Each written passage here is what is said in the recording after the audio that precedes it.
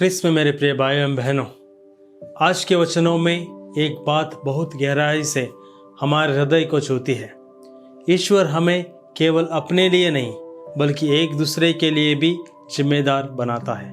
पहले पार्ट में हम देखते हैं कि यरूशलेम में बहुत कुछ गलत हो रहा था, लेकिन ईश्वर की नज़र उन लोगों पर थी जो उन बुराइयों को देखकर दुखी होते थे और उसके लिए विलाप करते थे। उनके माथे पर एक चिन्ह लगाया गया। यह चिन्ह केवल सुरक्षा का चिन्ह नहीं था, बल्कि यह बताता था कि उनका हृदय बुराई के प्रति संवेदनशील था। आज हमें अपने आप से पूछना चाहिए, जब मैं अपने परिवार, समाज या कलीसिया में कुछ गलत होते देखता हूँ, तो क्या मेरे हृदय दुखता है या मैं खा देता हूँ? मुझे क्या लेना देना।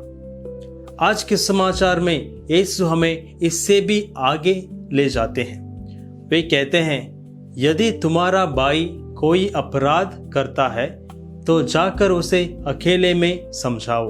प्रिय भाइयों एवं बहनों, यीशु यह नहीं कहते हैं कि उसकी गलती सबके सामने बताओ। वे कहते हैं अकेले में समझाओ, क्योंकि सच्चा सुधार अपमानित करने के लिए नहीं, बचाने के लिए होता है। कई बार हम किसी की गलती देखकर तुरंत उसकी आलोचना करते हैं, दूसरों से उसकी चर्चा करते हैं, लेकिन उस व्यक्ति के पास जाकर प्रेम से दो शब्द कहने का साहस नहीं करते। हमें डर लगता है वह नाराज हो जाएगा, हमारी दोस्ती टूट जाएगी, लोग हमारे बारे में क्या सोचेंगे। लेकिन आज यीशु हमें पूछते हैं, क्या तुम केवल अच्छे समय में अपने भाई के साथ हो या उसके भटकते पर भी उसे वापस लाने की कोशिश करोगे? याद रखिए, चुप रहना हमेशा शांति नहीं होता। कभी कभी हमारे चुप रहने से किसी दूसरे व्यक्ति के पतन में हम भागीदारी बन जाते हैं।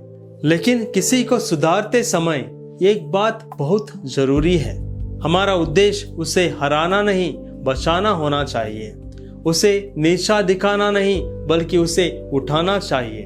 और अंत में यीशु कहते हैं, जहां 2 या 3 मेरे नाम पर इकट्ठे होते हैं, वहां मैं उनके बीच उपस्थित रहता हूं। इसलिए आज हम यह संकल्प लें, जब कोई गिर रहा हो तो हम उसे धक्का देने वाले नहीं, हाथ पकड़कर उठाने वाले बने। जब कोई गलत रास्ते पर जा रहा हो तो हम उसकी निंदा करने वाले नहीं, प्रेम से सही रास्ता दिखाने वाले बने।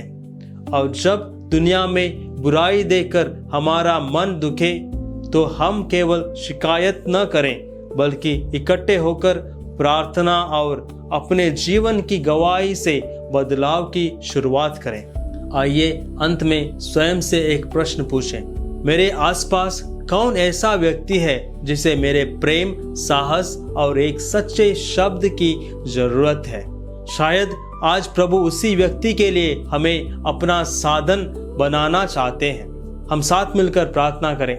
हे प्रभु, हमें ऐसी दृष्टि दे कि हम दूसरों की गलती में दोषी नहीं, बल्कि उनके उद्धार का मार्ग बने। हमारे हृदय में प्रेम, हमारे शब्दों में करुणा और सही बात कहने का साहस दे। आमीन। दैनिक आहार है वचन का प्यारा उपहार,